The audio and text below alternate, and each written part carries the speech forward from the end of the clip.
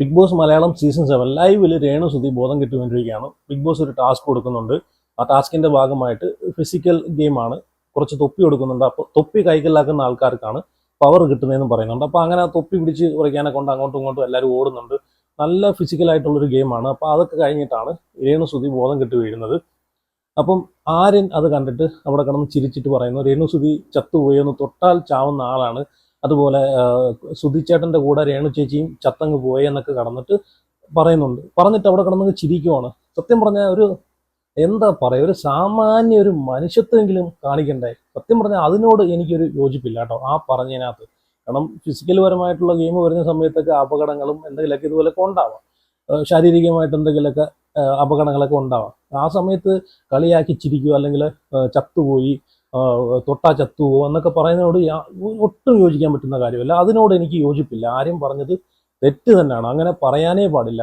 ഇപ്പം പല ആൾക്കാരും പറയുന്നുണ്ട്. ഇപ്പം എന്തോ പറയുന്ന ആൾക്കാർ, കുറേ ആൾക്കാർ പറയുവാണ് ഇപ്പം ഈ ഇൻമെച്യൂർ ആയിട്ടുള്ള ആളാണ്, മെച്യൂരിറ്റി ഇല്ലെന്നൊക്കെ പറഞ്ഞിട്ട് തള്ളിക്കളയുന്ന ആൾക്കാരോട് എനിക്ക് പറയാനുള്ള കാര്യം എന്ന് വെച്ച് കഴിഞ്ഞാൽ, പല ആൾക്കാരും ബിഗ് ബോസ് വീട്ടിലെ പല ആൾക്കാരും ആര്യനോട് പറഞ്ഞിട്ടുള്ള കാര്യമാണ്, പലവട്ടം പറഞ്ഞിട്ടുള്ള കാര്യമാണ്, നീ ചെയ്യുന്ന തെറ്റാണ്, നീ പ്രവർത്തിക്കുന്നത് തെറ്റാണ്, നീ പറയുന്ന എല്ലാം തെറ്റാണ്, അതൊക്കെ മാറ്റുവാന്ന് പറഞ്ഞിട്ട് പോലും ഇതുവരെ ആര്യൻ അത് മാറ്റിയിട്ടേ ഇല്ല.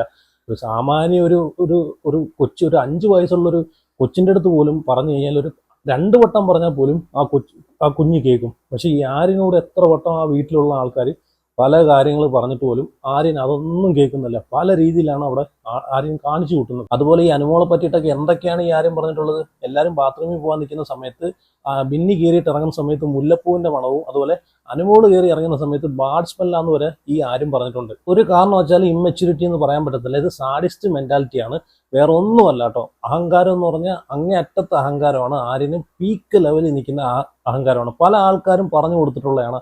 അപ്പോൾ പല ആൾക്കാർ പോലും പറഞ്ഞു കൊടുത്തിട്ട് പോലും അത് ഫോളോ ചെയ്യാൻ പറ്റത്തില്ലെങ്കിൽ പിന്നെ എന്താണ് പറയേണ്ടത് ആര്യനെ, അല്ലേ? ആര്യൻ എന്താണ് അവിടെ കാണിച്ചു കൂട്ടുന്നത്? ഇത്രയും ലൈവിൽ ഇത്രയും ആൾക്കാർ കണ്ടുകൊണ്ടിരിക്കുകയാണ്. രേണു ചേച്ചിയെ തൊട്ടാൽ ചത്തുപോകും, അതുപോലെ നാളെ സുധിച്ചേട്ടൻ്റെ അടുത്തോട്ട് ചത്തുപോകും എന്ന് പറഞ്ഞതിനോട് എനിക്ക് ഒട്ടും യോജിക്കാൻ പറ്റുന്ന കാര്യമല്ല. അത് അഹങ്കാരത്തിന്റെ അങ്ങേ അറ്റം എന്ന് വേണമെങ്കിൽ പറയാം. ഒരു മര്യാദയും ഒരു മാനേഴ്സും ഒരു റെസ്പെക്റ്റും ഇല്ലാതെയാണ് ആര്യം സംസാരിക്കുന്നതും സംസാരിച്ചുകൊണ്ട് ഇരിക്കുന്നതും. പിന്നെ രേണുസുധിയുടെ കാര്യം പറയുവാണെങ്കിൽ, സത്യം പറഞ്ഞു കഴിഞ്ഞാൽ രേണുസുധിക്ക് പറ്റിയൊരു പരിപാടിയല്ല ഈ ബിഗ് ബോസ്. രേണുസുധിയുടെ ഒരു ഗെയിമും കാര്യങ്ങളും അവിടെ ഒന്നും നമ്മൾ കാണുന്നില്ല. അതുമല്ല മെൻ്റലിയും ഫിസിക്കലിയും പുള്ളിക്കാരി ഓക്കെ അല്ല.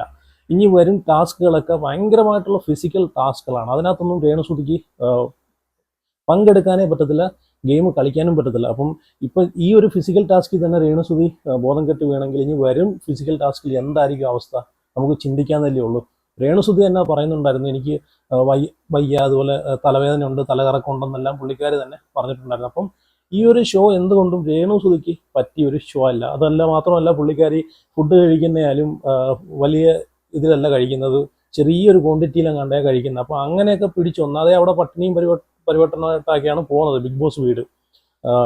അപ്പോൾ അത്രയും ഒരു സിറ്റുവേഷനിൽ പോകുന്ന ഒരു ഷോയിൽ പട്ടിണി കിടക്കുകയും അതൊക്കെ പുള്ളിക്കാരിയുടെ ഹെൽത്തിനെ തന്നെ ബാധിക്കും. അപ്പോൾ ഈ ഒരു ഷോ രേണുസുധിക്ക് പറ്റിയൊരു പരിപാടിയേ അല്ല.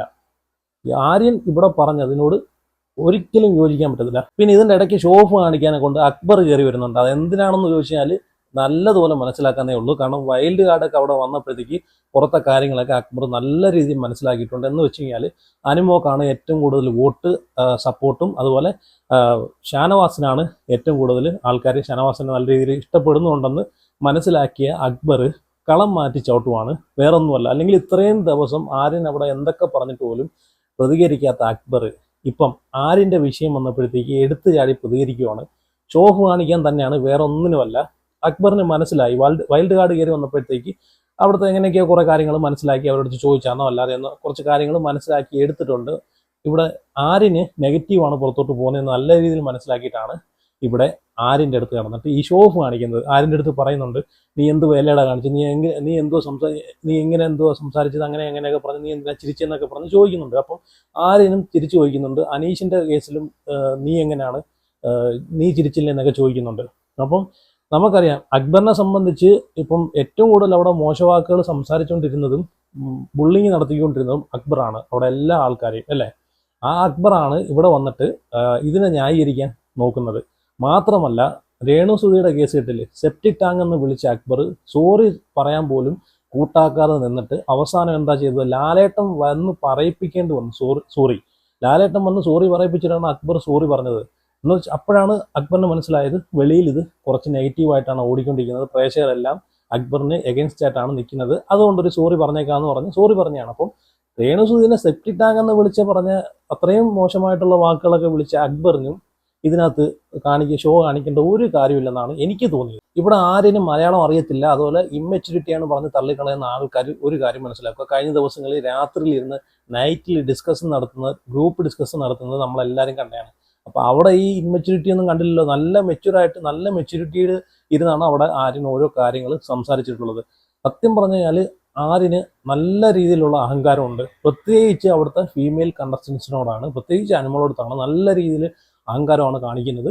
സത്യം പറഞ്ഞാൽ ഇത് ലാലേട്ടൻ ഉറപ്പായിട്ട് ചോദിച്ചിരിക്കണം, നല്ലൊരു വാണിംഗ് കൊടുത്തിരിക്കണം, ഒരു പണിഷ്മെന്റ് കൂടെ കൊടുത്തു കഴിഞ്ഞാൽ നന്നായിരിക്കും. ഈ ആര്യന്റെ കേസ് കെട്ടിൽ ചില സമയത്ത് എനിക്ക് തോന്നും പുള്ളിക്കാരന് എന്തോ ഒരു എന്താണ് പുള്ളിക്കാരന് മെന്റലി വല്ല കുഴപ്പങ്ങളുണ്ടോ, ആ ഒരു രീതിയിലാണ്, സ്വയബോധമൊന്നും ഇല്ലാതെയാണ് ചില സമയത്ത് സംസാരിക്കുന്നത്. ചില സമയത്ത് പ്രവൃത്തി കാണുമ്പോഴത്തേക്ക് എടുത്ത് സത്യം പറഞ്ഞാലുണ്ടല്ലോ അത്രയ്ക്ക് ദേഷ്യം വരും അത് കാണുമ്പോൾ തന്നെ.